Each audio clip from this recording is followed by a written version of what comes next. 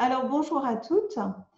D'abord, je voulais vous dire que le temps de la reconstruction mammaire vous appartient, ce qui est quand même une très bonne nouvelle, parce que, bien sûr, on va vous guider sur les techniques, mais vous avez quand même votre mot à dire et on va vous demander de participer au choix de ces techniques.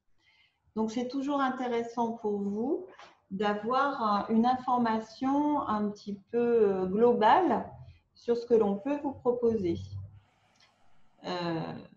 Donc, je vais faire une présentation un peu générale au départ et ensuite on prendra, je vais vous décrire des techniques et si vous le souhaitez, on pourra faire des temps d'arrêt pour répondre à vos questions. Donc, en ce qui concerne les généralités, j'ai mis cette diapo pour vous rappeler que la reconstruction mammaire n'était pas obligatoire et qu'on peut porter pendant plusieurs années une prothèse provisoire avec la petite prothèse correspondant à la plaque aréolo-mamelonnaire et on peut décider plusieurs années après d'entamer une reconstruction.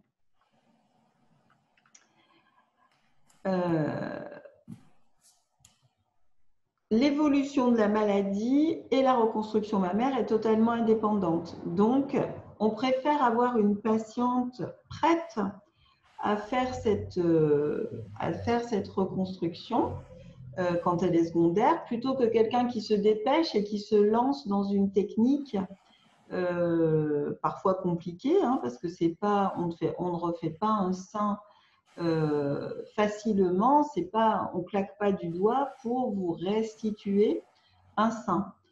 Il faut savoir aussi que ce sein qui sera reconstruit n'aura pas les mêmes sensations que le sein naturel que vous avez.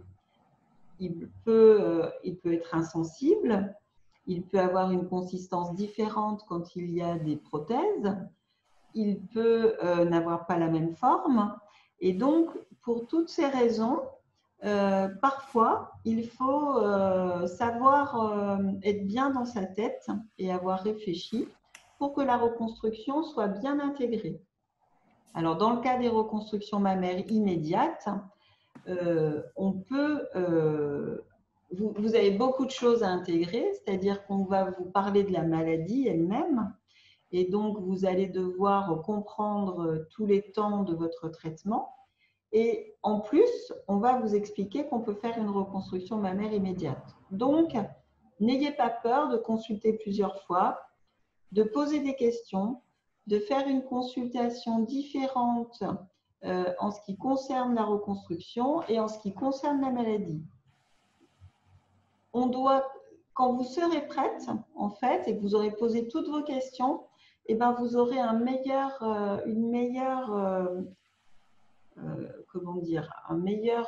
gain de cette reconstruction. Il faut savoir que quand on part sur une reconstruction mammaire, on a différents temps. On doit restaurer le volume du sein et parfois on ne le restaure pas en une seule intervention. Je pense notamment au lipomodelage qui est très très utilisé maintenant pour faire des reconstructions. Le lipomodelage, c'est l'utilisation de la graisse que l'on peut prendre par liposuction et qui est réinjectée soit sur une prothèse, soit dans des lambeaux, soit pour faire une reconstruction par graisse pure. Mais le but, c'est d'abord d'obtenir le volume du sein reconstruit. Il va falloir qu'on symétrise l'autre sein, c'est-à-dire que dans notre idée, on ne va pas faire un petit sein d'un côté et laisser un sein plus gros, plus tosé ou différent de l'autre.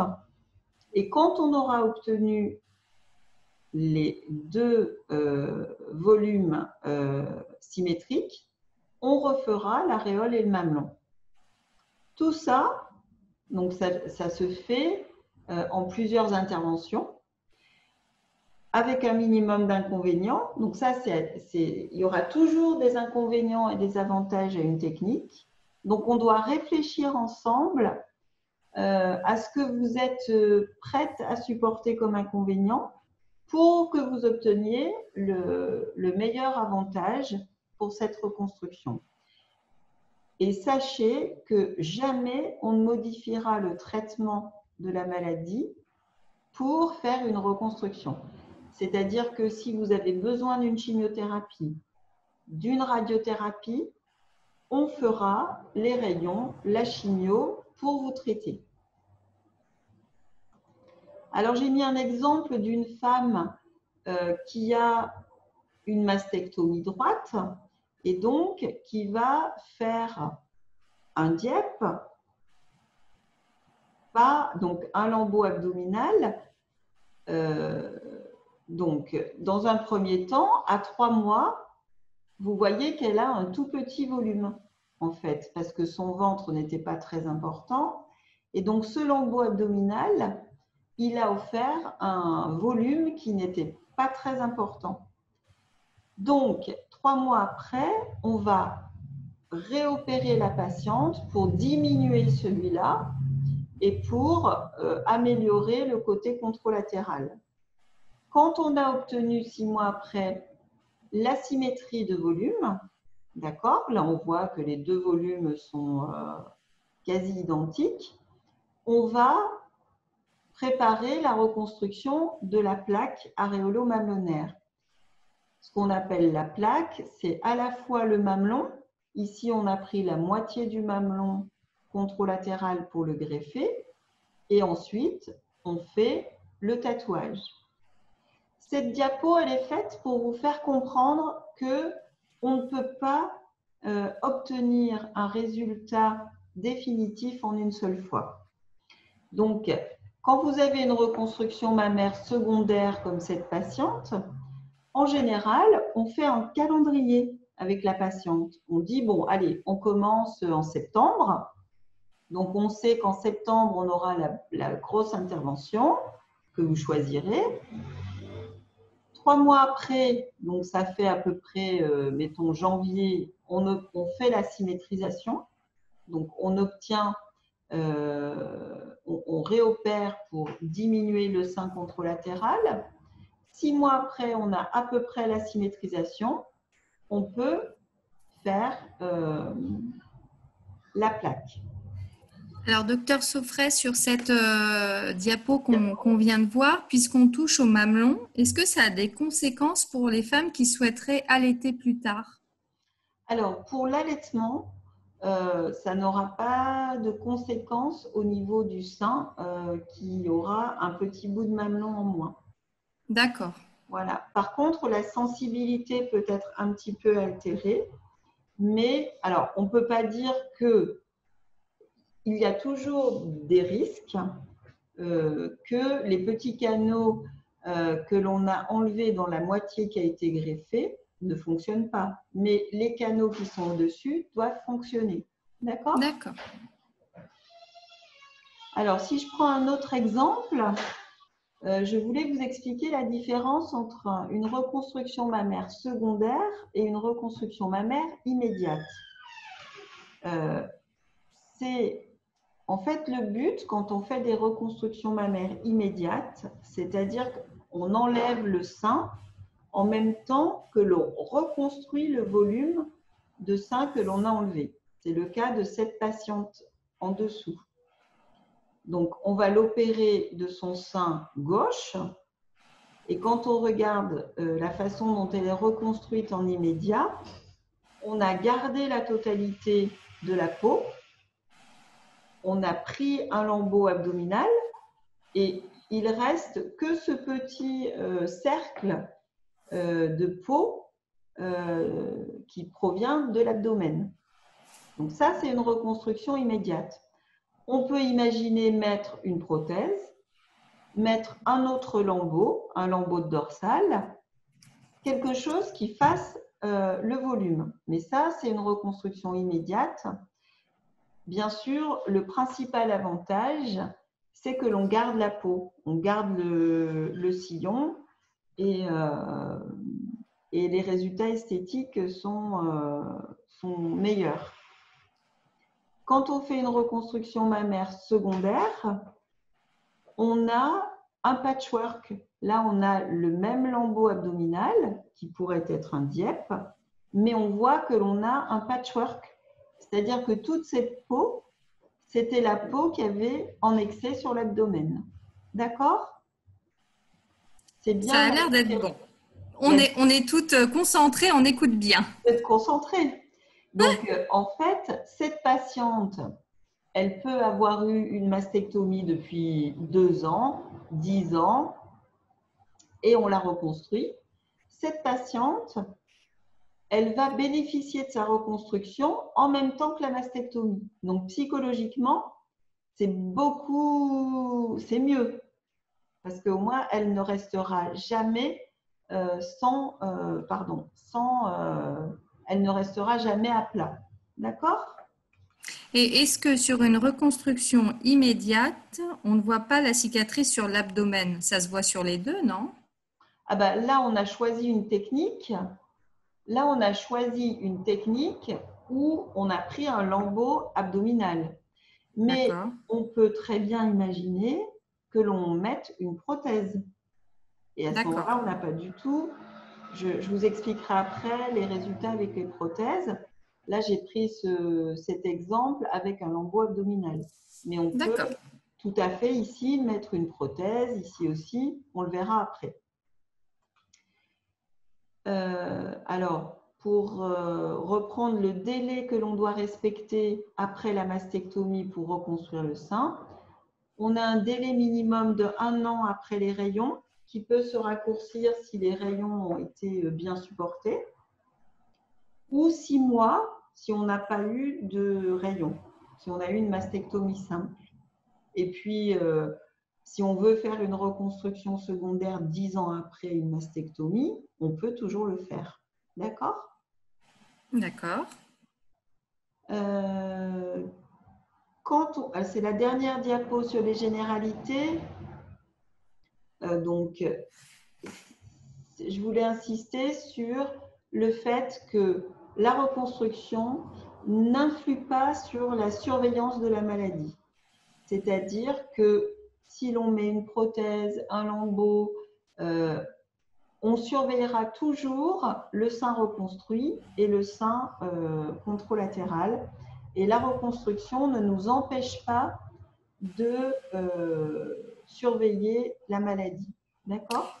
Comment on la surveille? Est-ce que c'est avec une mammographie ou pas? Alors, on peut faire des échographies sur les seins reconstruits. D'accord. On peut maintenant faire des mammographies lorsque l'on utilise de plus en plus de la graisse. Parce que le fait d'utiliser le lipomodelage, ça peut créer des images de microcalcification. Donc, en fait, on fait parfois des mammographies bilatérales. Voilà. D'accord. Et des échographies. Est-ce que vous avez d'autres questions sur toutes ces généralités? Alors, sur les généralités, là, non. Après, c'est plutôt des cas particuliers sur les délais. Donc, les délais, vous en avez parlé. Alors, les délais, est-ce que vous avez des questions particulières sur les délais? Parfois, ce que l'on peut faire, on peut choisir de faire de la chimio avant pour faire ce qu'on appelle la chimio néoadjuvante, pour faire fondre des tumeurs. On peut faire de la radiothérapie sur le sein si toute la tumeur a fondu avec la chimio, c'est ce qu'on appelle les schémas inversés.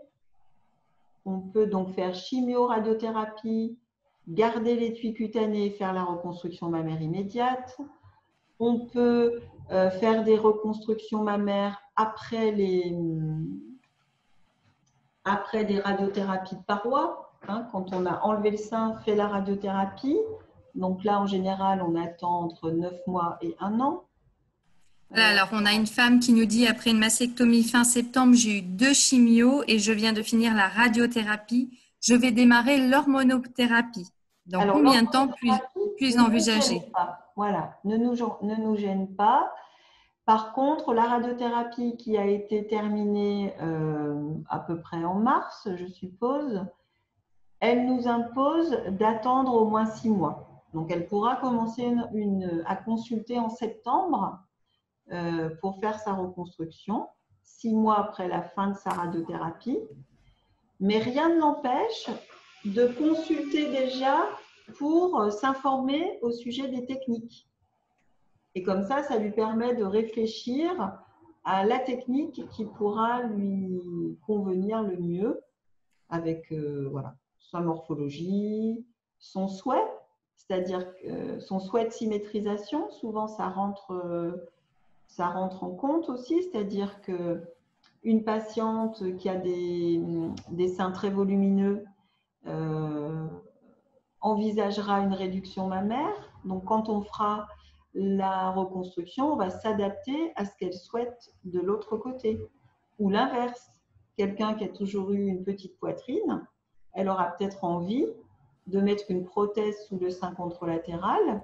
Et donc, à ce moment-là, on adaptera la reconstruction selon le côté contralatéral. Et sur les généralités, on nous pose la question si on prend du poids ou qu'on en perd. Est-ce qu'on perd la symétrie qui a été créée entre les deux seins?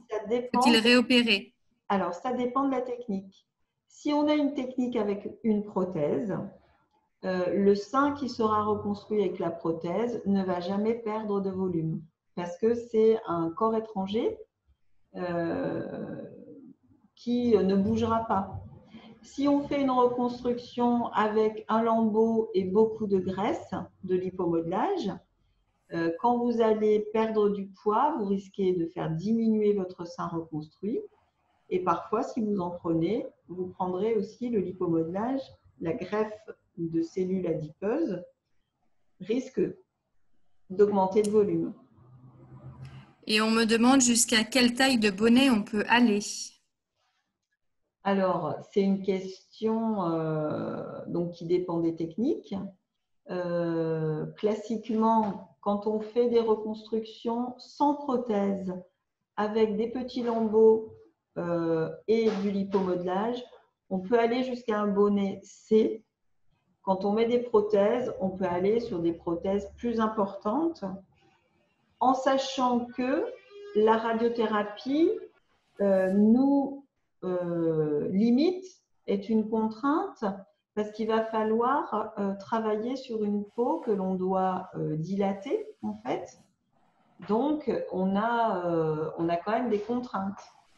Je pense qu'un bonnet D avec une prothèse, on peut toujours s'adapter. Ça dépend de la morphologie de la patiente, de sa capacité de tolérance de sa peau.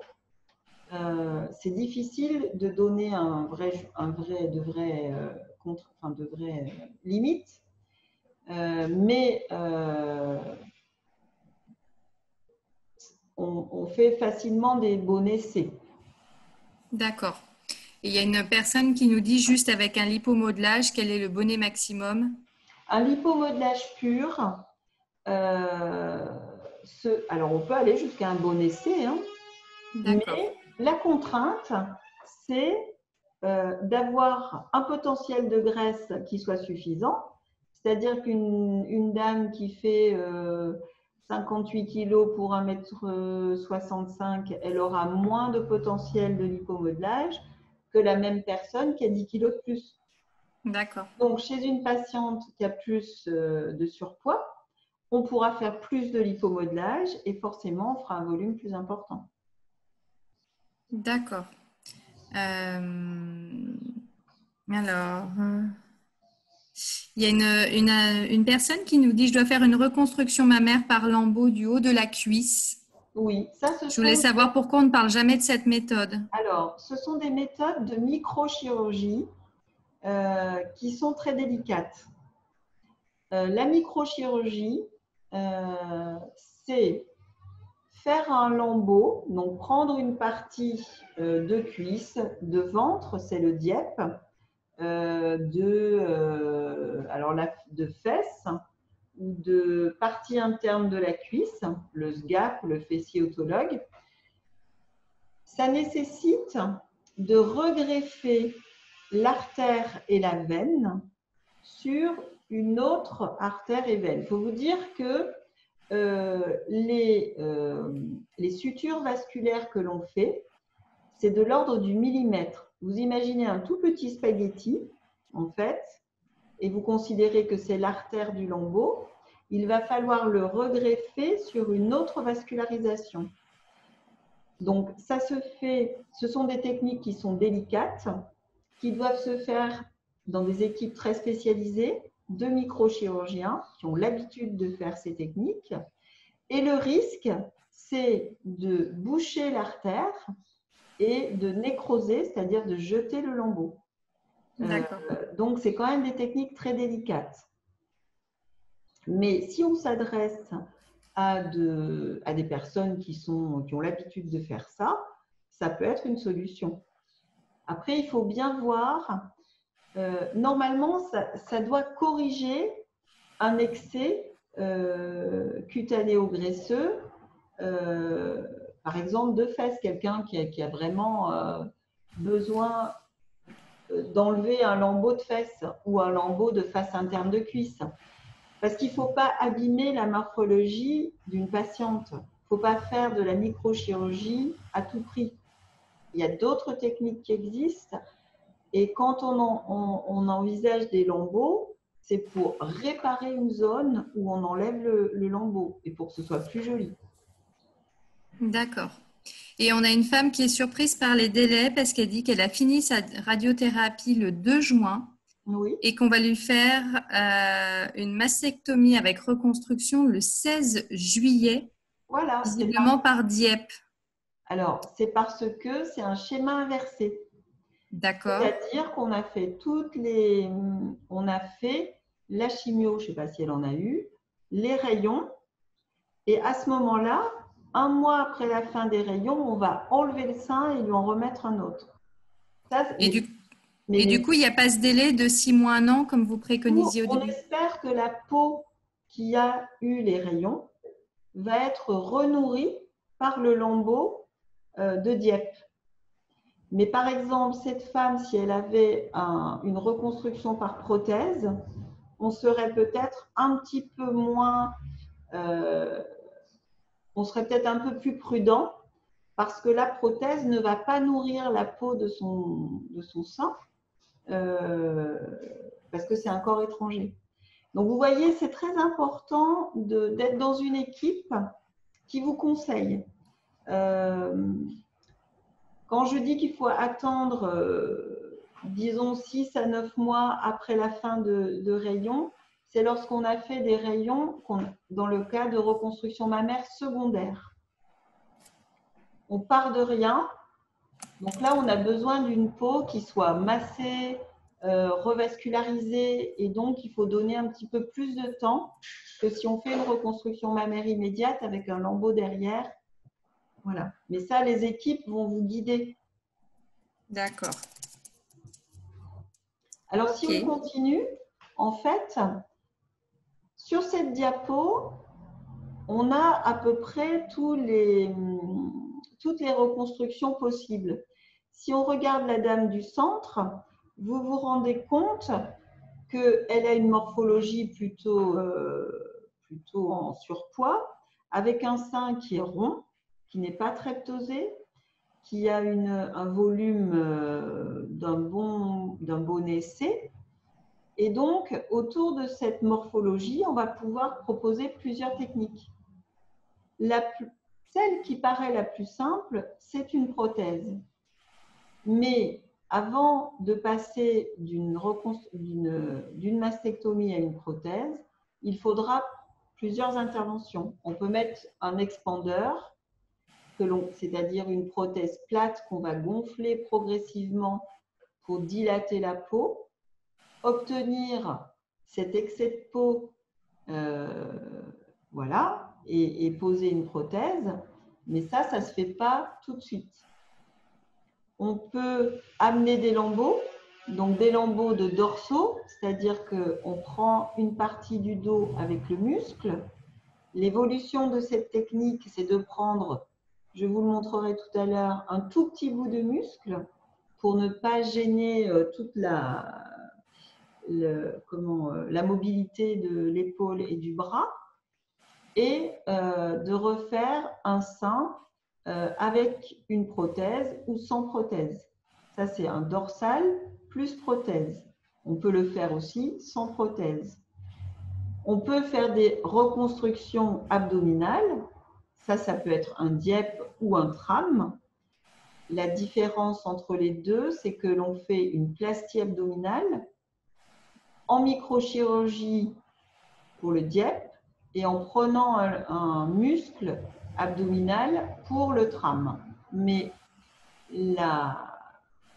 au final, le résultat sera le même. D'accord ? Et puis là, on a une reconstruction par lipomodelage pur, c'est-à-dire que cette patiente, elle a eu 5 lipomodelages. Ça veut dire 5 interventions en ambulatoire à 4 mois d'intervalle. Donc, ça fait quand même 20 mois, d'accord ? Ça fait presque 2 ans. Et on a obtenu un bon essai, mais avec de la graisse seule. On ne peut pas aller très très vite avec la graisse parce qu'il faut lui laisser le temps de se greffer. Sinon, la peau va rejeter ce que l'on veut lui injecter. Alors, donc pour regrouper les techniques, on a des techniques sans lambeaux avec prothèse, des techniques avec lambeaux qui peuvent être le dorsal, accompagné de prothèse ou pas, l'abdomen, et puis j'avais mis le fessier autologue, mais on peut avoir aussi l'intérieur de la cuisse, et ça c'est de la microchirurgie. On me demande si avec un DIEP, on finit avec un bourrelet sur le ventre.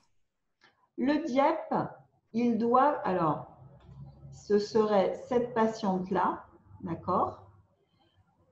Le DIEP, il est intéressant lorsque l'on a une plastie abdominale à faire. C'est-à-dire qu'au départ, la patiente, elle doit tirer un bénéfice de cette plastie abdominale. Si je vous mettais la diapo de cette patiente avant, elle aurait un tablier abdominal qui tombe sur le pubis. Donc forcément, on lui a fait une plastie et au lieu de jeter l'excès cutanéo-graisseux abdominal, on le récupère pour faire un volume. Donc c'est super. Mais la contrainte, c'est d'avoir une grande cicatrice. Et le bourrelet, en fait, dans les DIEP, on a des cicatrices assez hautes. C'est très technique parce qu'on doit sélectionner la petite artère qui va nourrir le DIEP. Et souvent, les petites artères qui sont prélevées, elles sont près du nombril. Donc, en fait, les cicatrices, elles sont assez hautes, mais elles sont toujours longues. D'accord. Donc, on peut avoir effectivement un bourrelet. Mais ça dépend en fait de l'importance de l'excès cutanéo-graisseux que l'on a au départ. D'accord. Alors, on va commencer par les prothèses. Les prothèses, on a différents types de prothèses. On peut parfois utiliser au départ un expandeur. C'est une prothèse, vous la voyez, avec un petit réservoir qui parfois sont intégrés dans la prothèse. Et cette prothèse, elle va être plate au départ, glisser sous le pectoral et gonfler petit à petit. Pourquoi ? Parce qu'on ne peut pas glisser sous le pectoral tout de suite une prothèse assez grosse. Donc, il va falloir dilater le muscle, dilater la peau pour pouvoir ensuite mettre une prothèse définitive qui sera plus importante. Alors, ça, c'est une patiente à qui on a posé un expandeur. Donc, c'est une ancienne patiente. Elle était très, très mince. Pas de possibilité de faire du lipomodelage. Le lambeau n'avait pas tellement d'intérêt. Donc, on a mis un expandeur pour dilater la peau et ensuite une prothèse définitive. En fait, vous voyez que et on a symétrisé le sein contralatéral par une autre prothèse. D'accord ? Donc, en fait, le résultat, c'est un sein très rond et assez haut situé. D'accord? C'est bien pour des volumes qui sont pas très gros. On ne peut pas placer un bonnet D à cette patiente, par exemple, parce que elle a quand même, il aurait fallu encore plus distendre la peau. Donc, a priori, le premier jour où elle vient, le plus raisonnable, c'est de lui proposer un bonnet C. D'accord? Une autre patiente qui a eu une prothèse, voilà, c'était une prothèse en immédiate. Donc, le résultat, ça c'est une photo assez ancienne pour vous montrer que le résultat d'une prothèse, ça peut être assez, je dirais, artificiel. Ce sont des seins qui sont très toniques. On pourrait améliorer maintenant ce résultat parce qu'on voit un peu le dessin de la prothèse. On peut l'améliorer en injectant de la graisse. Et en faisant... Alors, on me demande justement, voilà, si avec un expandeur, on ne peut pas remplir qu'avec de la graisse plutôt qu'avec une prothèse. Alors, le but de l'expandeur, c'est de créer une cavité. D'accord. On peut, par exemple, maintenir une cavité avec un expandeur et progressivement le remplacer par de la graisse. C'est aussi une technique. Mais au début, on a besoin de maintenir le volume. Donc, en reconstruction mammaire immédiate, on peut effectivement placer un expandeur qui va nous garder le volume et petit à petit le remplacer par de la graisse. Il y a une adhérente qui dit qu'elle va avoir une reconstruction immédiate et avec une prothèse et qu'elle demande qu'en est-il pour le sein non malade, est-ce que lui aussi aura une prothèse ou pas? Il faudra discuter avec le chirurgien qui l'opère. Ça va dépendre du sein contralatéral. D'accord. Est-ce que j'ai un autre…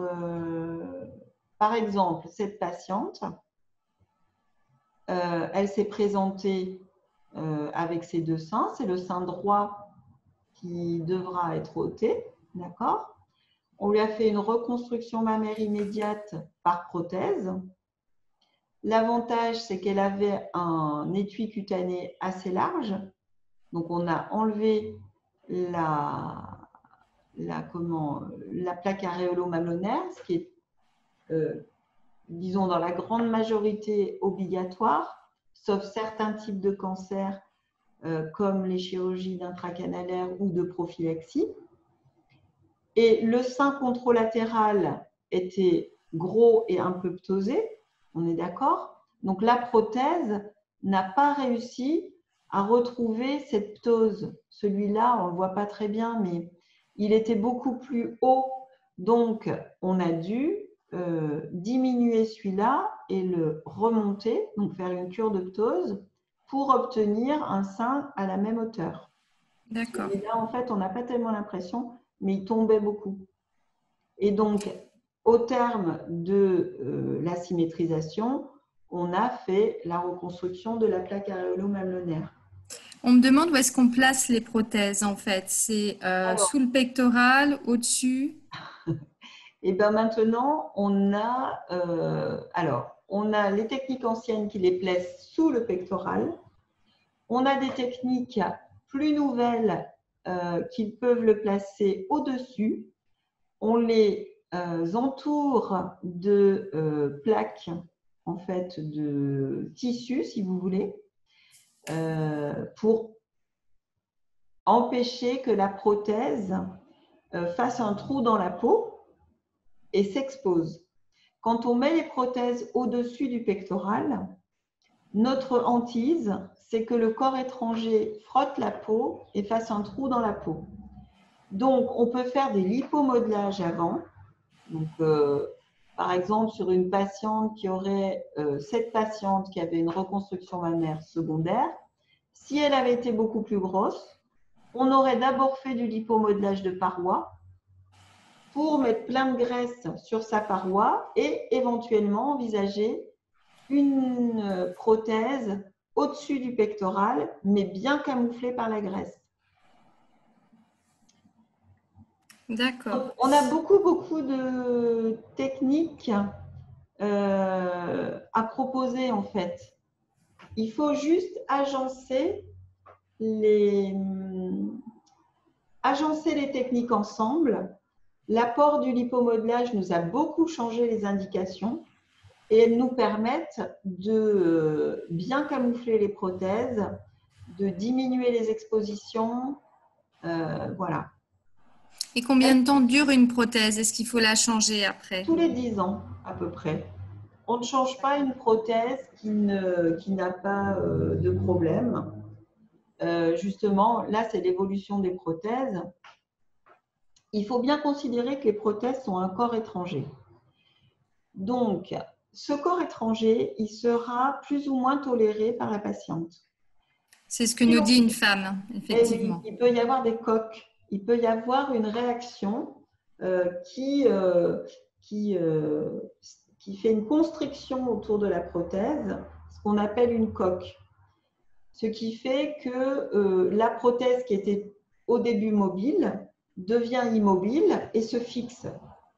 Ça, c'est une réaction qui arrive dans à peu près, je dirais, 30% des cas, de façon peu importante à importante au point de ne plus bouger et de créer des douleurs. Ça, c'est Et possible. justement, voilà, si c'est douloureux, inconfortable et qu'elle a du mal à s'habituer, comme elle nous dit, On peut transformer la reconstruction par prothèse en un autre type. On peut enlever la prothèse et mettre de la graisse.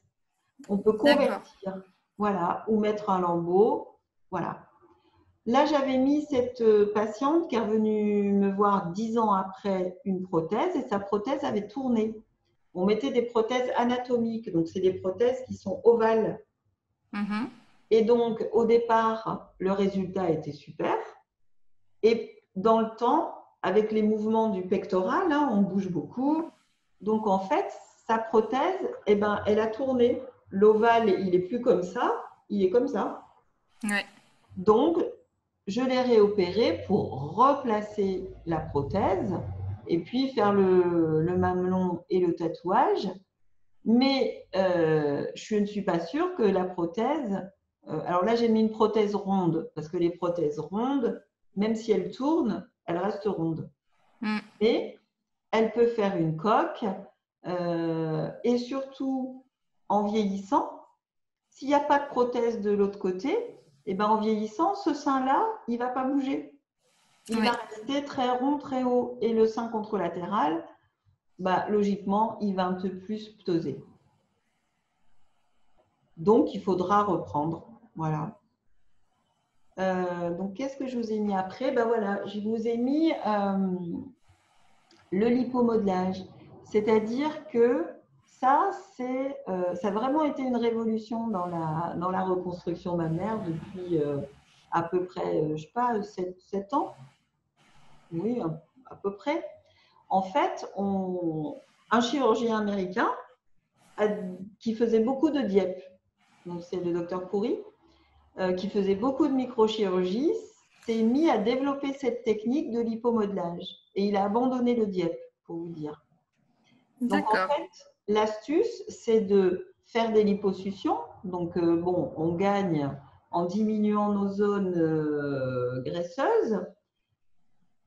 Donc, la graisse qui est enlevée de la liposuction est récupérée. Elle est centrifugée dans une centrifugeuse, dans des petites seringues.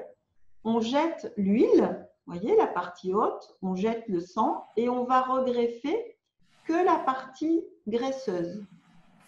Donc, cette femme, par exemple, elle a une prothèse. Elle a des zones que j'ai dessinées ici qui étaient vides. Et donc, selon le dessin et sur toute la prothèse, on va réinjecter la graisse pour essayer d'enrober la prothèse.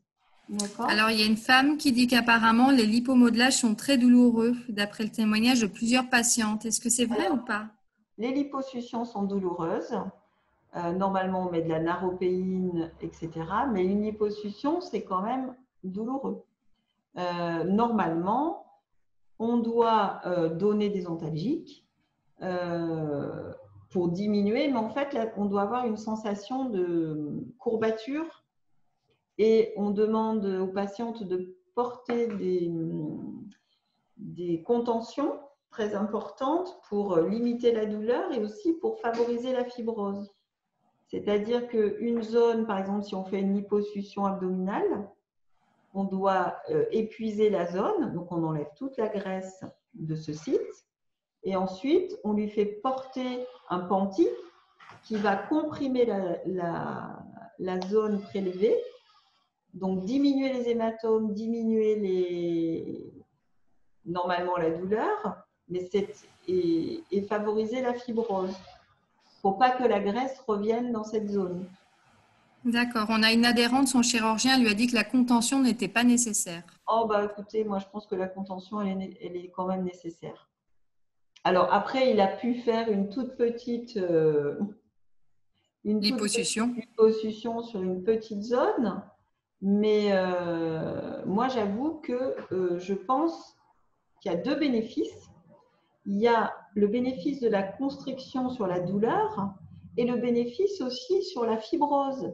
C'est-à-dire que quand on a enlevé 300 ou 400 cc, ça fait quand même pas mal en volume.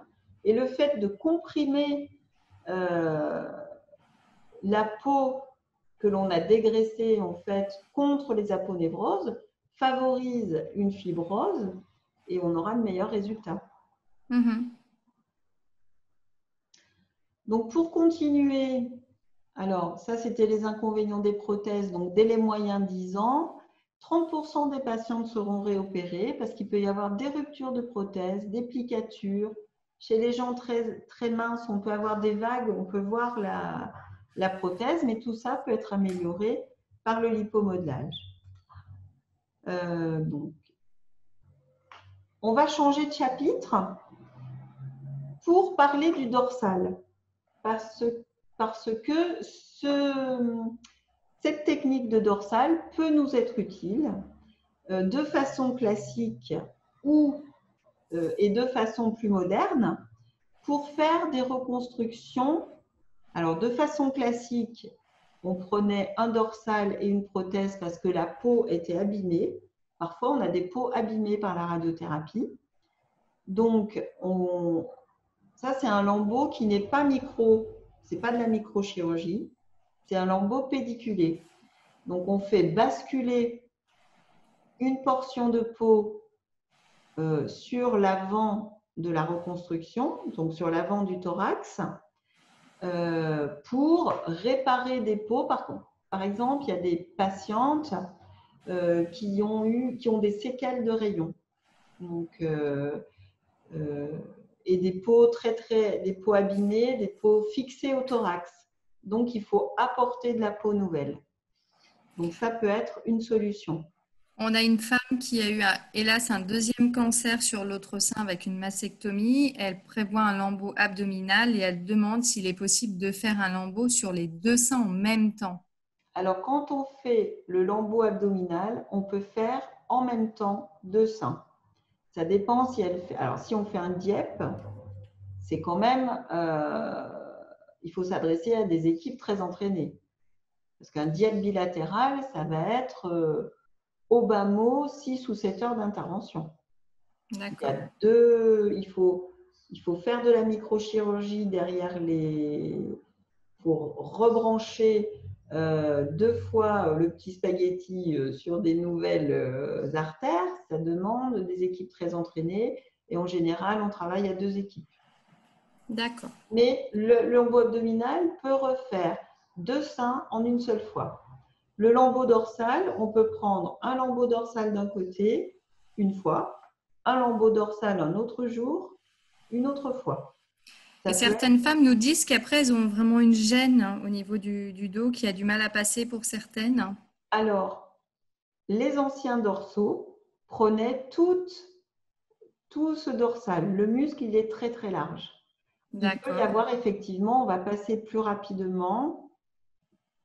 Je vais vous montrer l'esprit. Cette patiente a une reconstruction mammaire secondaire par un lambeau de dorsal classique avec une prothèse. Elle a une grande cicatrice dans le dos. Et effectivement, on a pris la totalité du muscle. Alors, on a 2 questions sur le lambeau dorsal. Est-ce que déjà, il y a une perte de force après, au niveau du dos? Non. En fait… Est-ce qu'au niveau de l'activité physique, ça peut avoir une incidence quand on fait du sport après? Alors, typiquement, le dorsal sert à faire de l'escalade. Je m'accroche et je tire comme ça, ou alors je vais chercher ma casserole, c'est pas besoin de faire de l'escalade, je vais chercher quelque chose très haut dans mon placard et j'ai besoin de me tirer comme ça, je sollicite mon dorsal. Quand je n'ai plus de dorsal, je vais solliciter mon bras, mon biceps. Donc, on le déconseille aux gens qui font des sports un peu extrêmes comme l'escalade, etc. On a trouvé une parade, je vous le montrerai, c'est un lambeau de dorsal partiel.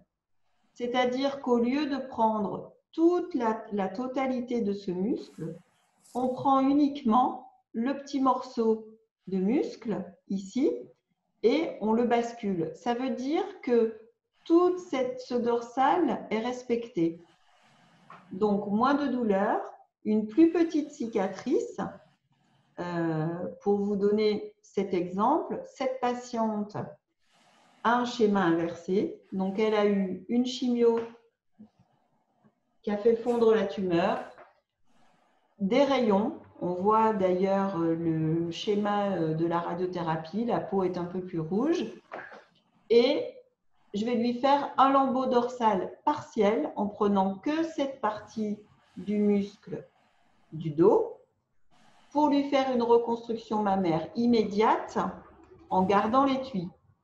Donc ça, c'est sa première photo quand je l'ai opéré. C'est-à-dire que j'ai enlevé le sein.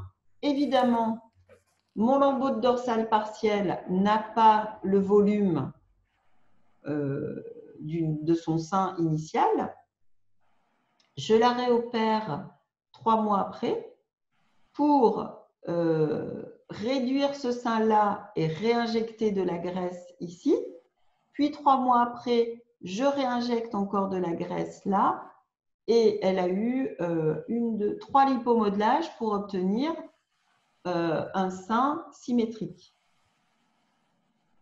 D'accord. Et on nous pose la question, lambeau dorsal, est-ce que, peu importe son poids, est-ce que c'est adapté aux femmes très minces? Eh bien, plus on va être mince, moins le volume du dorsal va être important.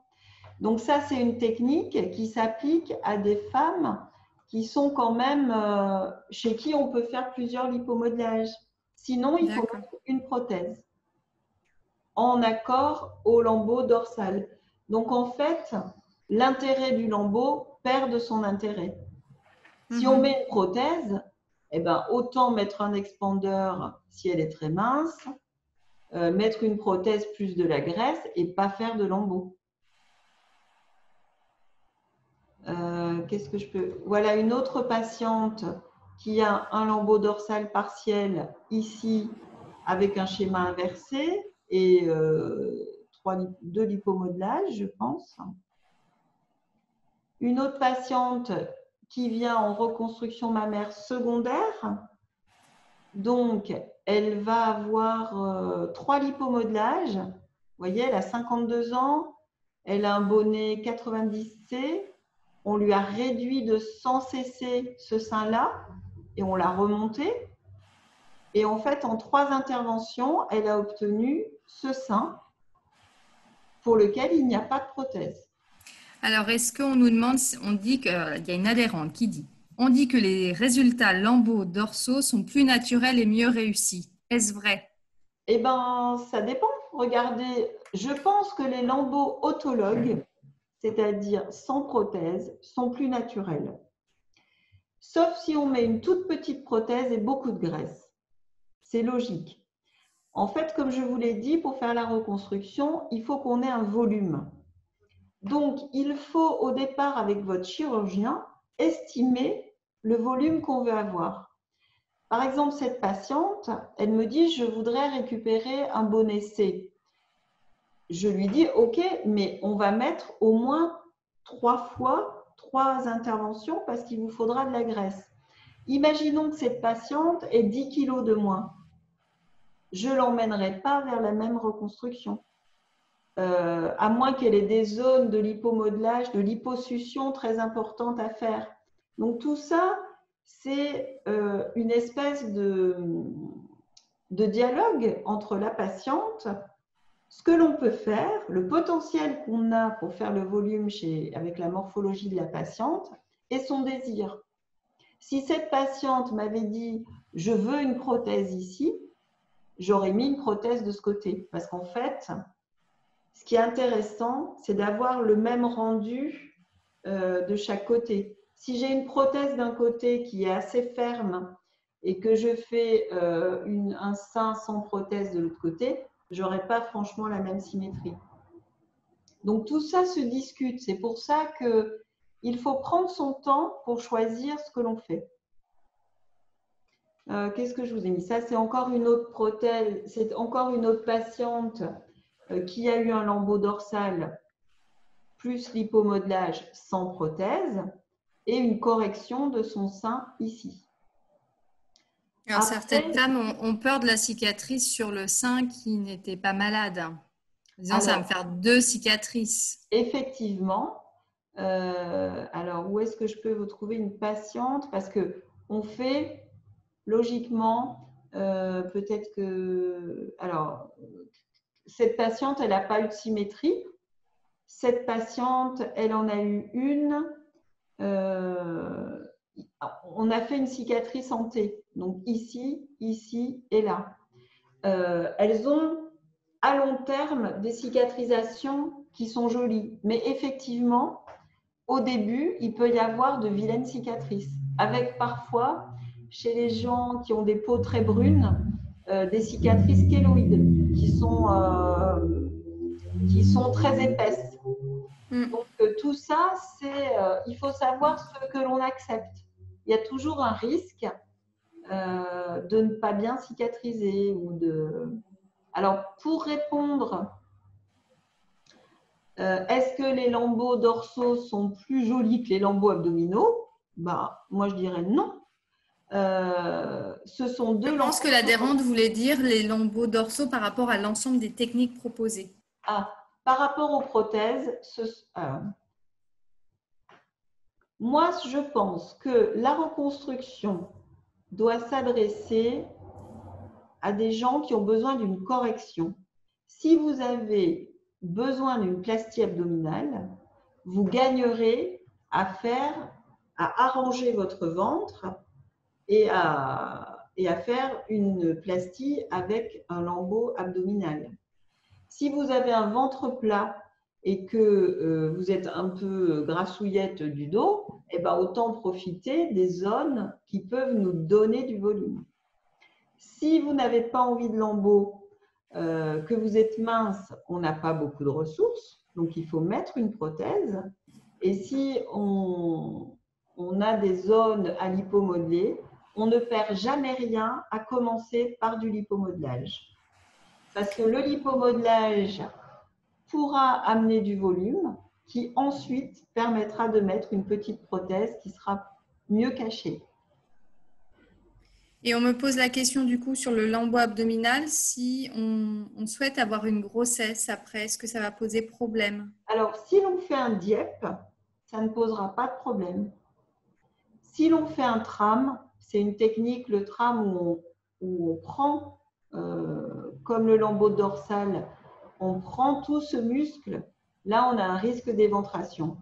C'est une technique ancienne qui est apparue il y a plus de 20 ans. Moi, j'en ai fait beaucoup.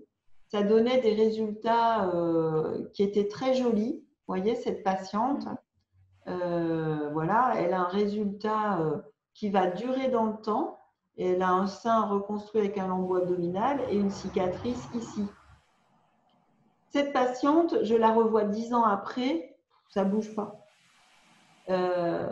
J'ai une patiente qui a eu un tram et qui a eu une grossesse, donc c'est possible, mais le risque de hernie existe. Si c'est une patiente jeune qui a besoin d'avoir une grossesse, on lui conseillera un DIEP. Chaque fois qu'on peut, maintenant, on fait des dièpes avec des équipes entraînées parce qu'on peut perdre les lambeaux. Moi, ça m'est arrivé récemment parce que je travaille avec une équipe qui fait de la microchirurgie. Je peux vous dire que quand on perd un lambeau en totalité, il faut vraiment que la patiente elle ait eu un intérêt à avoir une plastie abdominale. Parce que, ok, elle retourne à l'étape initiale où elle a perdu son volume, mais au moins elle se dit, bon, j'ai été opérée d'une plastie abdominale et j'ai arrangé mon ventre. Et on me demande finalement un lambeau, de quoi il est constitué? De peau, de veines, de gras, de lymphe? Alors, le lambeau, il est Il y a constitué. quoi là-dedans, quoi, Eh finalement? ben, il y a dans le lambeau microscopique, il peut y avoir dans le dieppe, il n'y a que la peau, la graisse et pas de muscle. Dans un lambeau de fessier, il y a le muscle, le gras, la peau. Dans un lambeau de dorsal, il y a, quand on fait les dorsaux partiels, un tout petit bout de muscle, le gras qui est sous la peau et un petit bout de peau. Pour revenir aux lambeaux abdominaux, voilà, ça c'est une autre patiente qui a un lambeau abdominal sans étui, donc on a le patchwork, d'accord? On ne peut pas toujours enfouir nos lambeaux. Et là, elle a une cicatrice abdominale qui n'est pas super jolie. Mais bon, ça l'a quand même arrangé. Et on a toujours une cicatrice autour du nombril. D'accord.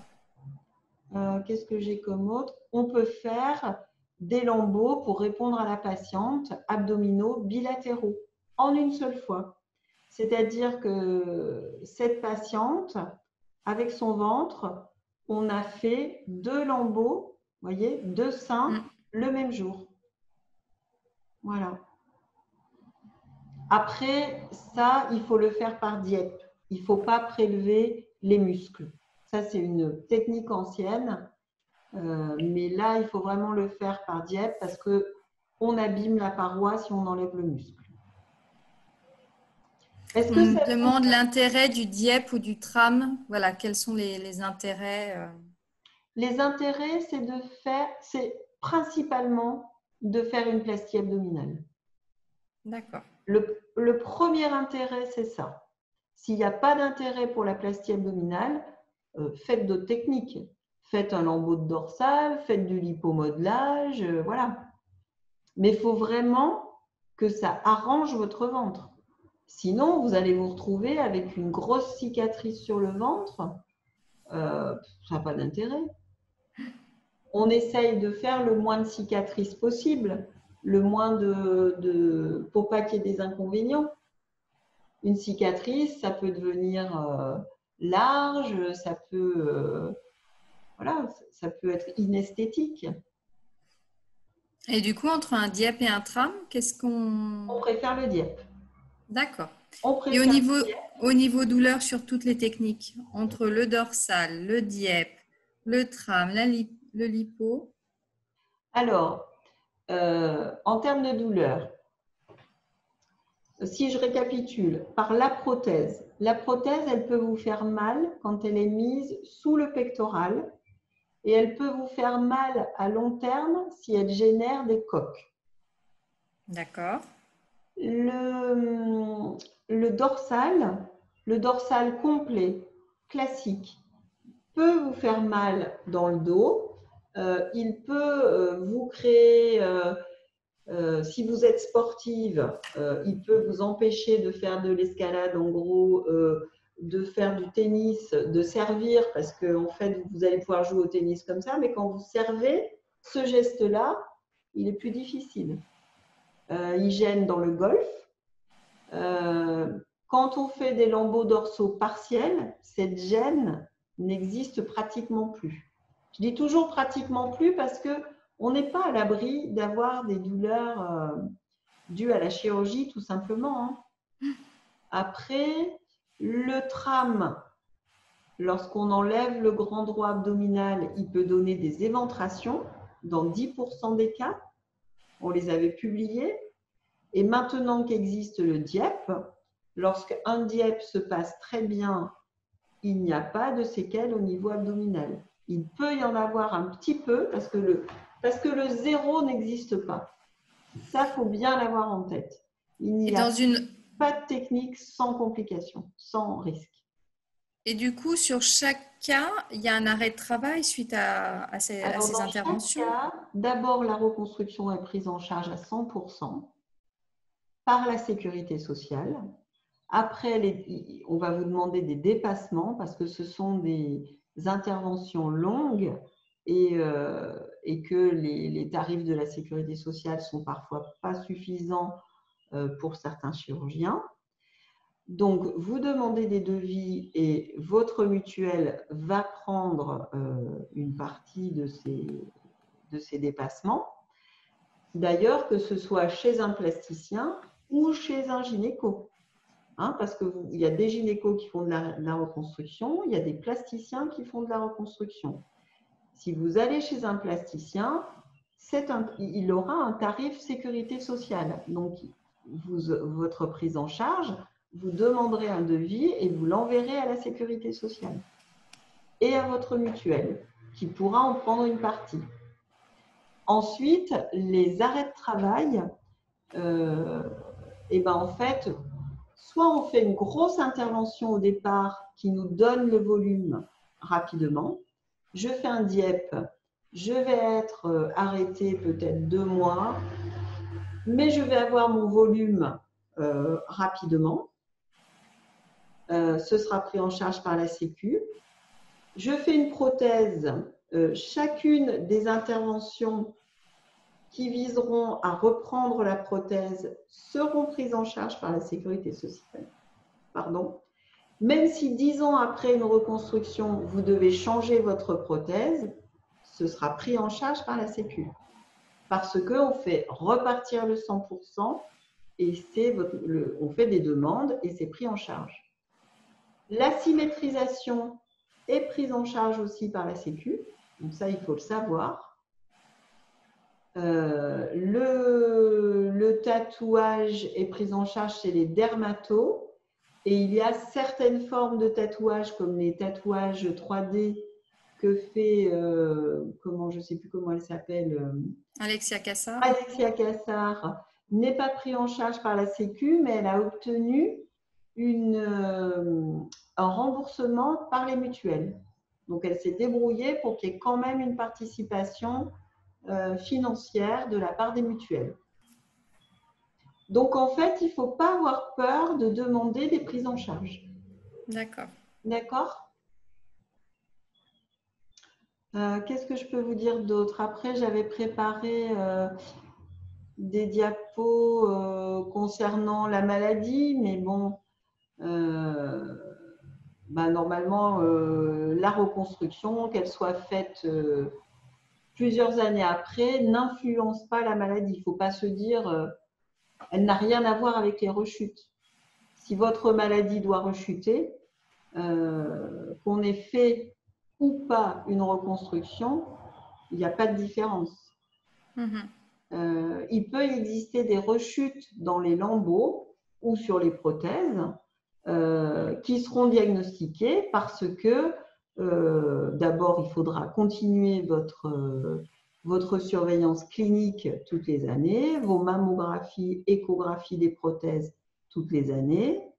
Donc, on a été alerté récemment, et c'est quand même exceptionnel, je tiens à le redire, au niveau des prothèses sur un type de prothèse macro-texturée qui a été enlevé de la commercialisation parce qu'il provoquait des lymphomes à grandes cellules. Donc ça reste exceptionnel. Ça a été remarqué avec un certain type de prothèse et ça se manifeste plusieurs années après la pose des prothèses par des épanchements autour de la prothèse. Donc, continuez à faire des échos sur les prothèses que vous avez et puis Donc, pour diagnostiquer des ruptures de prothèses, on fait des IRM. Et sitôt qu'on a un épanchement et qu'on est inquiet, on n'hésite pas à enlever les prothèses et à les changer. Ou à convertir les reconstructions par prothèse par d'autres éléments. D'accord. On me demande si le fait d'avoir eu un curage axillaire peut gêner une reconstruction. Non, c'est complètement indépendant.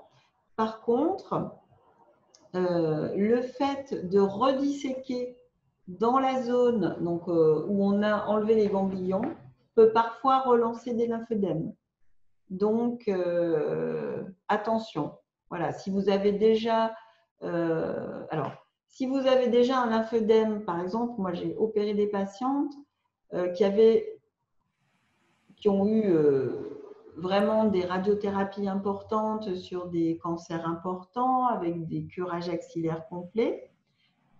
Et en reconstruction mammaire secondaire, le fait d'apporter un lambeau, de libérer le creux axillaire chirurgicalement, parfois peut libérer des douleurs et faire diminuer des lymphœdèmes. À l'inverse, parfois c'est le contraire. On redissèque dans cette zone et des gens qui n'avaient pas de lymphœdème peuvent en avoir un petit. Parce qu'on retourne chirurgicalement dans une zone qui est très adhérente. Mais c'est pour les cas vraiment très, très adhérentiels. On me demande en cas de contrôle après un DIEP, faut-il faire des IRM à chaque fois? Non.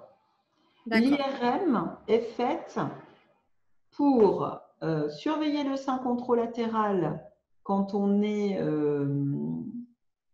BRCA positif ou quand on a une surveillance d'une petite lésion sur le sein contralatéral qui n'est pas surveillable par mammographie et échographie ou tomodensitométrie.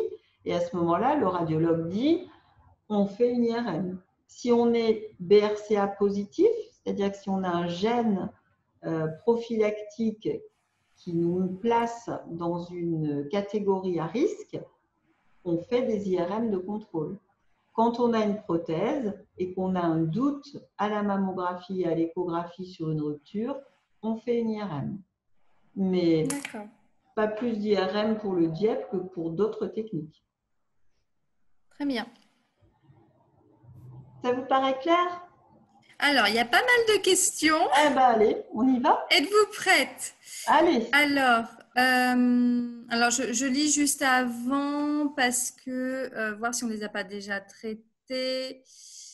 Voilà, il y a une femme qui nous dit bonjour, j'ai subi une mastectomie et curage axillaire le 30 avril. J'ai refusé la construction dans la foulée car il était important pour moi de passer par l'étape Amazon, mais aussi car je suis dans l'attente de tests génétiques. Donc, quand on doit avoir des tests génétiques, est-ce que c'est préférable d'attendre? Oui, il vaut mieux attendre parce que on peut, si jamais le test génétique était positif, on peut proposer des mastectomies prophylactiques. C'est-à-dire, on peut soit demander à la patiente de se faire surveiller tous les 6 mois par une IRM, et quand elle en a assez de faire ses IRM, on peut proposer l'ablation du sein contralatéral de façon préventive. À ce moment-là, on peut garder le mamelon et la plaque. Et la technique, et on peut faire des reconstructions bilatérales. Donc, la technique de reconstruction du sein qui sera ôté de façon prophylactique gérera la reconstruction secondaire de l'autre côté. Donc, il vaut mieux qu'elle attende. D'accord. Donc, du coup, vous voulez connaître les techniques, on en a parlé. S'il y a plusieurs opérations à prévoir, on en a parlé. La distance des traitements avec la radiothérapie et l'intervention, on en a parlé. Donc, ça, c'est bon. On a une femme qui a du mal à supporter les prothèses, on en a parlé. Elle peut convertir sa reconstruction. Voilà, alors c'est ce qu'elle disait, c'est qu'en fait, quand elle a eu, elle n'a pas eu d'autre choix, elle n'a pas eu de DIEP possible vu le contexte parce que c'était en période de Covid. Oui. Et elle aimerait savoir s'il est possible de changer de solution de reconstruction si ça ne va pas. Bien sûr. Après, ça dépend de sa morphologie. En ce Voilà, c'est ce moment, qu'elle disait, Covid, voilà. tumeur, volume de sein. Bon, voilà, visiblement, il y a plusieurs… Donc, il faut surtout, je pense qu'il faut prendre du temps. Alors, Du en temps, fait, oui, elle a été opérée fin avril avec oui. retrait de la tumeur au sein droit et pose de prothèse aux deux seins. En décembre, je serai opérée à nouveau pour l'ablation des deux seins et pose de nouvelles prothèses, mais elle a du mal à supporter physiquement et moralement les prothèses. Donc, c'est pour ça qu'elle se pose la question. Mais oui, donc il ne faut pas se précipiter tout de suite. D'abord, D'accord. son état va évoluer, la douleur va évoluer. Je crois beaucoup au massage, ne serait-ce que pour s'approprier cette nouvelle poitrine, avec des huiles essentielles ou des choses. Il faut avoir le courage, parce que ce n'est pas évident, mais il ne faut pas avoir peur de palper ces nouveaux seins, même s'ils n'ont pas beaucoup de sensibilité. Parce que parfois, quand on a été opéré comme ça rapidement, on a peur de toucher sa poitrine. Donc, il faut réapprendre tout ça. C'est plein de chemins cognitifs qui vont faire que l'acceptation de ce nouveau sein va être possible et que parfois, eh ben, en fait, on va se rendre compte que les douleurs diminuent, qu'on sera un peu plus à l'aise. Mais c'est vrai qu'il y a forcément une phase d'adaptation et d'acceptation. On nous pose la… Oui, bah oui, on nous pose la question pour celles qui décident de ne pas se reconstruire, quelles sont les possibilités pour reprendre esthétiquement les cicatrices? Et ça me fait penser à plusieurs autres questions qu'on a eues sur des femmes qui ont des cicatrices parfois un peu grosses, un peu disgracieuses ou qui bougent. Est-ce qu'il y a des moyens d'action sur les cicatrices? Alors, sur les cicatrices, on a différents problèmes. On a la cicatrice qui est pas forcément grosse, mais qui colle au thorax. Là, il faut vraiment privilégier la kinésithérapie, le massage des cicatrices, les huiles, le massage soi-même tous les matins. Il faut avoir le réflexe de nourrir sa peau, de la faire bouger, de s'aider avec le kiné qui peut faire du modelage de cicatrices, parfois avec des techniques de LPG pour essayer de décoller. Et si vraiment cette cicatrice ne se décolle pas, on peut toujours faire une séance de lipomodelage qui va essayer de repulper la peau sous la cicatrice. Quand on a fait tout ce parcours, c'est-à-dire modelage de la cicatrice soi-même en se massant, avec une kiné, si vraiment on n'y arrive pas, on peut consulter pour faire un lipomodelage. Le but, c'est pas de faire une reconstruction, mais c'est de libérer les adhérences pour que la patiente soit plus confortable. Après, ça, c'est le premier problème des adhérences. Le second problème des cicatrices, c'est une cicatrice qui devient kéloïde, c'est-à-dire qui devient rouge et qui peut être douloureuse et qui devient épaisse. Ça, c'est plus embêtant parce que c'est votre qualité de peau et le fil que l'on a utilisé qui fait que la cicatrice est une réparation et que votre organisme fabrique une cicatrice hypertrophique. Donc pareil, ça peut se masser, on peut faire du laser, on peut faire du LED, on peut s'aider avec des dermatos spécialisés pour essayer de rendre cette cicatrice moins rouge, moins épaisse. Voilà. Et après, on peut se dire, on peut reprendre chirurgicalement, mais ce n'est pas forcément une bonne solution. Parce que quand une cicatrice est kéloïde, la reprise chirurgicale peut engendrer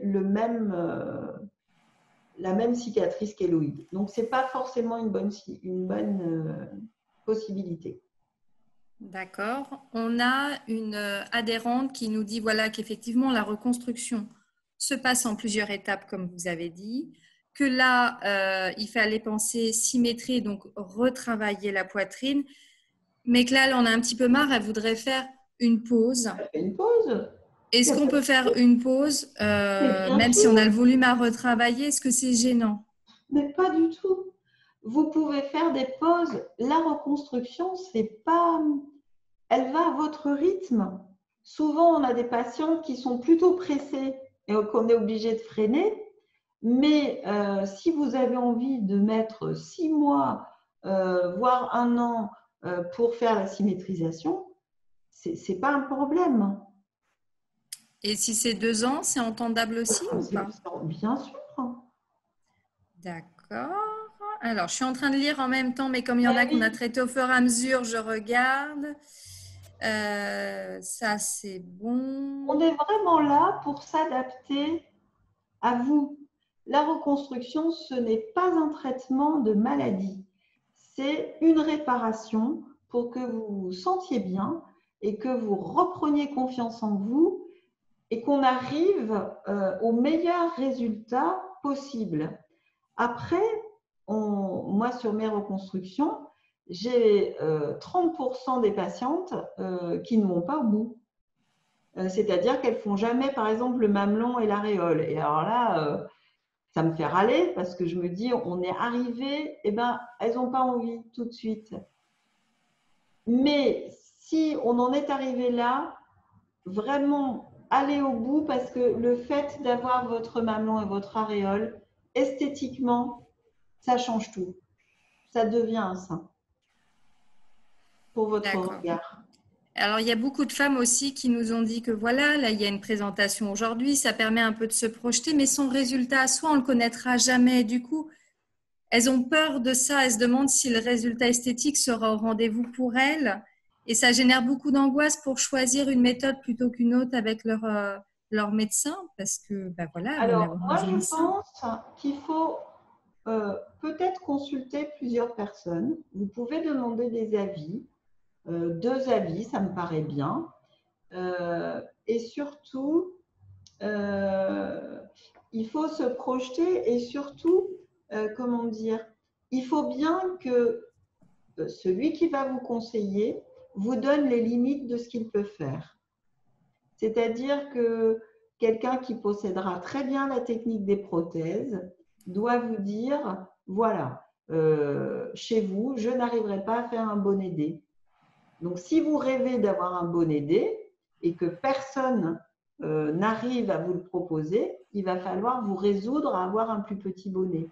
Il y a des moments où on ne peut pas accéder à vos désirs. On essayera de réfléchir sur plein de solutions, mais quand on commence la reconstruction, il faut savoir où on arrive. Et parfois, il faut savoir renoncer à des choses dont on rêve, mais qu'on ne pourra pas faire.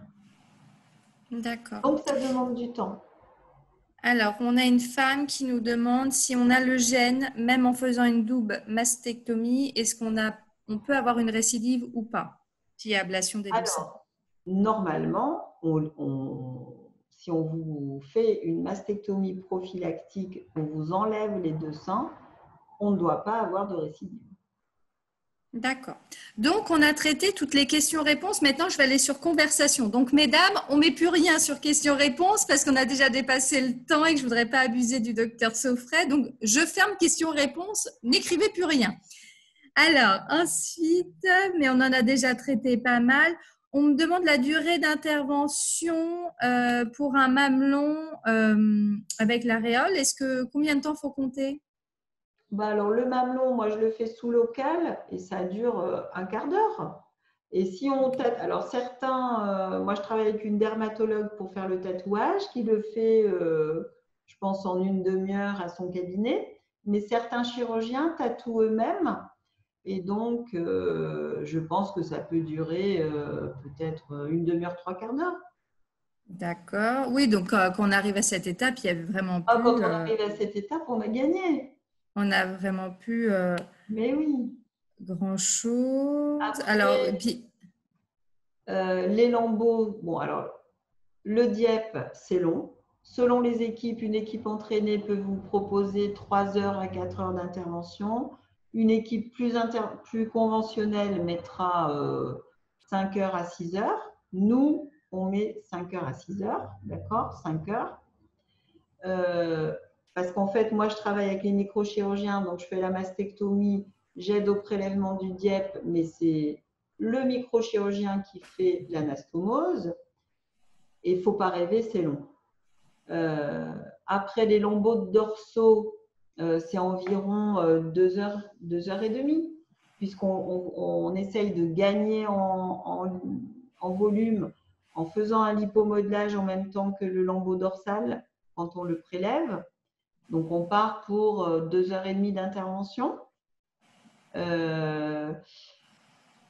Les prothèses, alors les prothèses, c'est rapide. C'est-à-dire que le jour où on va vous enlever le sein, on glisse une prothèse, le temps en plus, c'est à peu près 3/4 d'heure. Mais le résultat ne sera pas forcément le même. Mais ça ne rajoute pas beaucoup de temps. Et ça peut être une solution d'attente pour ensuite reprendre cette cavité qu'on a gardée et cette peau qu'on a pu conserver. Alors, il y a beaucoup de femmes sur tout ce qui est Dieppe, tout ce qui touche au corps. Je vois qu'il y a eu beaucoup de réactions sur j'ai peur et j'ai l'impression de déshabiller Paul pour habiller Jacques. Ça, il y a énormément de commentaires là-dessus. Donc, elle se dit, je vais construire quelque part, mais je vais abîmer ailleurs. Elles ont peur des cicatrices, voilà. C'est pour ça que le lambeau, il est là, et notamment le Dieppe, pour réparer votre ventre. Si vous n'avez jamais pensé à une plastie abdominale, ne faites pas un Dieppe parce que vous allez abîmer votre ventre. Si vous n'avez pas un gros bourrelet sous l'ombilic, vous n'avez pas besoin de plastie abdominale. On demande si la sensibilité de lambeau, elle est meilleure au niveau du sein. Non, en fait, ce qui est très important, je peux vous mettre une diapo sur la sensibilité. Je ne sais pas si vous la voyez là. En fait, ce qui est important, quand on peut le faire, c'est de garder l'étui cutané. D'accord. C'est-à-dire, est-ce que vous la voyez? Oui, celle-là, on la voit, oui. Donc, en fait, vous voyez bien la différence entre une reconstruction ici en ayant gardé l'étui cutané. Là, il y a un petit lambeau dorsal partiel terminé avec, voilà. Il n'y a pas de prothèse et on a fait une reconstruction mammaire immédiate en gardant beaucoup de peau. Donc, la sensibilité de votre peau, elle va être diminuée, mais elle va quand même rester. Cette reconstruction-là, elle n'a pas été possible. On n'a pas pu garder la peau. Donc, elle a un patchwork. Elle a un apport de lambeaux. D'accord? Donc, cette peau ici, elle n'est pas sensible. Quand vous avez une prothèse, vous avez une sensation, et même quand vous avez une reconstruction par un lambeau, en fait, à l'intérieur, vous avez une sensation différente. C'est comme si on avait quelque chose qui ne vous habite pas au départ. Alors peut-être que le lambeau, avec le lipomodelage, il réintègre un peu mieux que le corps étranger cette sensibilité. Mais vous dire que vous récupérerez complètement une sensibilité, je ne peux pas vous le dire. D'accord. On a une femme qui, elle, a une durée visiblement assez longue. Elle a eu une mastectomie en avril 2018 avec chimio et rayons. Elle a fait un lipofilling en mars 2020. Un deuxième est programmé en septembre. On lui parle d'une prothèse avec expandeur en mars 2021 qui sera remplacée par une prothèse. Alors, hop, c'est allé trop vite. Donc, du coup, ça va aller jusque à une prothèse définitive ensuite, plus la reconstruction de l'aréole et du mamelon. Elle a l'impression qu'elle va être emmenée, d'après ce que je comprends, jusque fin 2021, voire 2022, et que ça lui paraît très long comme délai. Chaque fois qu'on fait appel au lipomodelage, qui est un vrai avantage, on a l'inconvénient de ne pas pouvoir être réopéré tout le temps. Donc, il faut respecter 3 mois. Voilà, donc plus on prend du temps sur ce genre de… Sinon, la greffe d'adipocytes ne va pas se faire dans de bonnes conditions. Donc, ça ne sert à rien de vouloir aller vite pour injecter de la graisse parce que la peau ne va pas l'accepter. Donc, après, pourquoi ne pas mettre une prothèse définitive au-dessus du pectoral. Elle va gagner du temps. Si elle a un bon coussin adipeux créé par de l'hypomodelage, on peut éventuellement lui proposer une prothèse au-dessus du pectoral. On me demande combien de temps on garde un expandeur, finalement. Combien de temps on peut le garder? Alors, il y a une école à Paris avec, comment elle s'appelle, Isabelle Sarfati, qui a pris le parti de mettre un expandeur systématiquement sous le pectoral, de le gonfler et elle peut le laisser des années. Et en fait, elle le dégonfle progressivement pour le remplacer par de la graisse. Donc, en soi, l'expandeur peut être gardé longtemps. Et cette femme a eu sa mastectomie en 2009. Donc aujourd'hui, en 2020, elle pourrait partir avec un expandeur. C'est pas gênant qu'il y ait ce délai? Non. Elle peut se faire reconstruire, donc ça fait plus de 10 ans. En fait, la qualité de sa peau, il faut la juger. Peut-être qu'elle est très souple. On peut lui mettre on est obligé de lui mettre un expandeur parce que ça fait longtemps que son muscle, il va falloir qu'on distende son pectoral.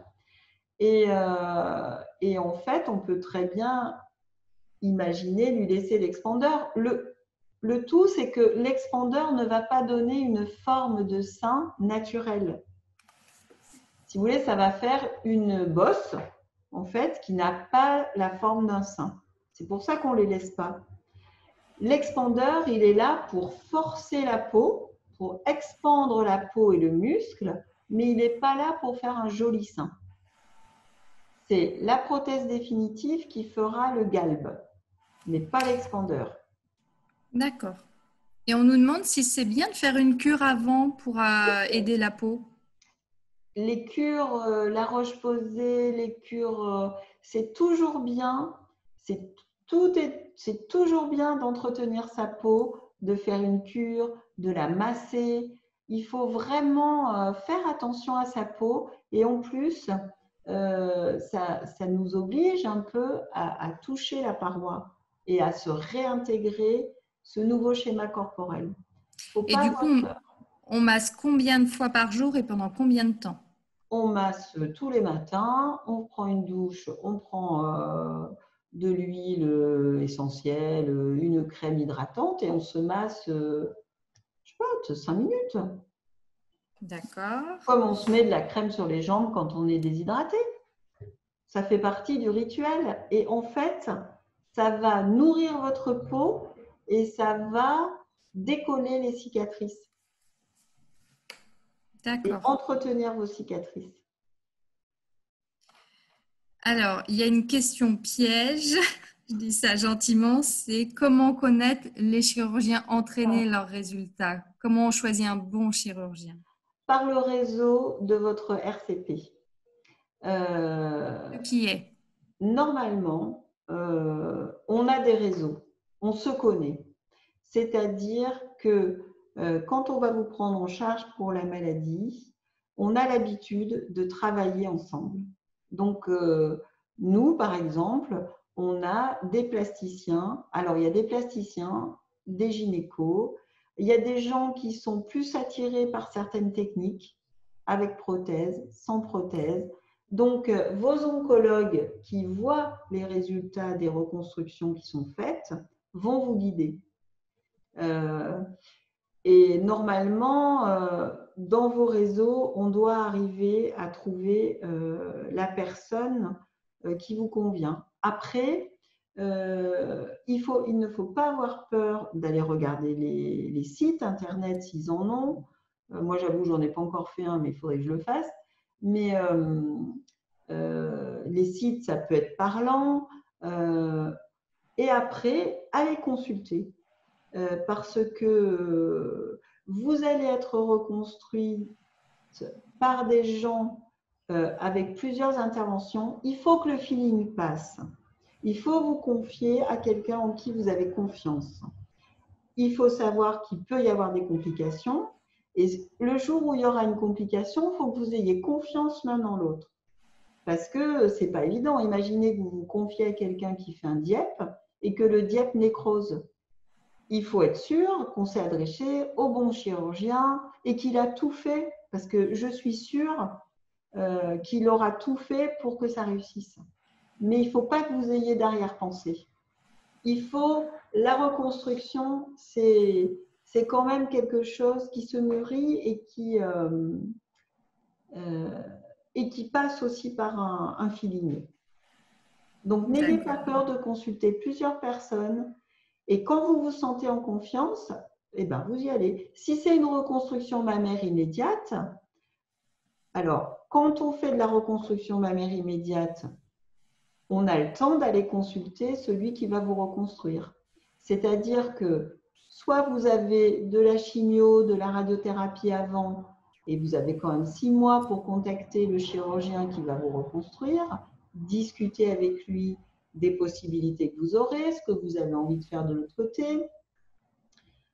Si on vous enlève le sein, qu'on peut faire une reconstruction immédiate parce que c'est de la prophylaxie, pareil, vous avez le temps d'aller consulter avant de prendre la décision d'enlever par prophylaxie. Après, si on vous propose dans un premier temps une prothèse, eh ben, vous aurez votre prothèse ou votre expandeur et vous pouvez consulter après. On peut remplacer la prothèse par un lambeau dorsal, par du lipomodelage. Enfin, je veux dire, je pense qu'il faut faire confiance en l'équipe avec laquelle vous êtes traité. Eux vous conseilleront. Et après, en reconstruction mammaire secondaire, prenez plusieurs avis. Et prenez le temps de réfléchir à ce que vous êtes prête à avoir comme inconvénient, parce que toutes les techniques auront des inconvénients. C'est une illusion de penser qu'il n'y aura que des côtés positifs. Il faut qu'il y ait une majorité de positivisme, mais vous aurez toujours un petit truc, ou une cicatrice qui accroche, ou je sais pas moi, quelque chose qui ne sera pas comme avant. Mais vous aurez un sein. Et cette image sera bénéfique aussi pour vous. Après, on n'est pas obligé. Il y a des Amazones qui vivent de façon très bonne. C'est vraiment personnel. Merci pour ces informations. Il y a une femme qui demande avant de faire un DIEP, est-ce qu'il faut faire un angioscanner ou pas? Ah oui, on est obligé de faire un angioscanner parce que le DIEP n'est possible que s'il existe de bonnes perforantes. Donc, c'est ma petite artère spaghetti là qu'on repère sur l'angioscanner. Il ne faut pas avoir d'hypertension, pas être… on préfère quand il n'y a pas de diabète, d'hypertension et d'obésité, parce qu'à partir d'un certain poids, on abîme la vascularisation. Donc, on pourra vous refuser un DIEP et peut-être vous faire maigrir pour que ce soit possible, pour diminuer tous ces facteurs de risque qui pourront boucher les artères. Donc, le DIEP, il est soumis à l'angioscanner. D'accord. Et pourquoi l'expandeur n'est pas proposé avant la mastectomie pour conserver la peau? Parce qu'on n'a pas la place de le faire. Parce que tout simplement. On va pas vous opérer juste pour vous poser un expandeur sous le sein. Mais non, puis en plus, ce serait sous le sein. Donc non, c'est pas possible. Et une dernière question. Une femme à 70 ans, elle demande si à 70 ans, on a le droit d'avoir une reconstruction. Et on a le droit d'avoir une reconstruction à 70 ans, à 80 ans. L'âge civil n'a plus rien à voir avec l'âge physiologique, on le sait maintenant. Et donc, on ne refusera jamais de faire une reconstruction en raison d'un âge. D'accord. Et on a des femmes qui disent qu'elles ont vu leur chirurgien qu'une fois et du coup, elles ont l'impression qu'il faut retourner le voir. Voilà, elles ont peur de ne pas avoir le temps de Eh ben, pas avoir de rendez-vous avant l'intervention et elles veulent que cette intervention ait lieu et en même temps, en une séance, c'est moi, difficile. personnellement, je pense que le plus important, c'est d'être sûr de vouloir faire cette reconstruction. C'est plus important pour moi d'opérer une femme qui n'a pas d'interrogation et avec laquelle on a posé toutes les solutions. Donc moi, je vois très souvent 2 fois les femmes, c'est-à-dire que je leur fais une information sur les techniques possibles dans le cadre de leur morphologie. Je leur demande de réfléchir et je les revois, même si c'est 15 jours après, pour être bien sûr qu'elles se soient posées toutes les questions et qu'on ait cerné ce qu'elle veut. Voilà. Je pense que c'est vraiment important de partir avec des bonnes bases. Et une fois qu'on a tout posé, qu'on sait que le diable peut nécroser, qu'on pourra faire autre chose, que le lambeau dorsal, on l'a choisi parce que tout le monde fait, on ne veut pas de corps étranger, on ne veut pas de prothèse, ou l'inverse, je ne veux pas me faire d'autres cicatrices, donc j'ai choisi du lipomodelage seul, quitte à me dire, je suis épuisée par les interventions, donc je ferai une autre technique, je glisserai une prothèse au dernier moment. Tout ça, ça doit être évoqué avant pour qu'on ait un chemin qui soit déjà un peu tracé. Après, on ne peut pas tout voir, tout dire, tout prévoir, mais je pense que le calendrier et, disons, les données doivent être expliquées et on doit partir dans une reconstruction en sachant où on va. C'est là, vous n'avez pas beaucoup de choix dans la radiothérapie, la chimiothérapie, l'hormonothérapie. Logiquement, on vous impose et on vous guide quand même de façon un peu obligatoire dans ces choix. Donc, je veux dire, c'est un traitement. La reconstruction, ça vous laisse de la marge. Il faut qu'elle soit adaptée à ce que vous vivez. Et vraiment, je le pense sincèrement. Et ben, en Donc, tout cas, retournez docteur voir des Sofret. chirurgiens, tant pis. Je ne vais pas me faire des amis, mais si, je suis sûre que c'est mieux pour la suite de bien savoir ce qu'on veut. Eh ben, en Voilà. tout cas, merci. Il y a des femmes qui vous remercient pour vos explications techniques et toute votre humanité. Eh ben, c'est gentil. Voilà, d'avoir pris du temps parce qu'on a débordé. Voilà, il y a plein de merci qui Eh ben, pleuvent. Le fait d'avoir pris le temps d'expliquer, d'avoir eu des réponses. Donc, ce webinaire sera retransmis sur la chaîne YouTube.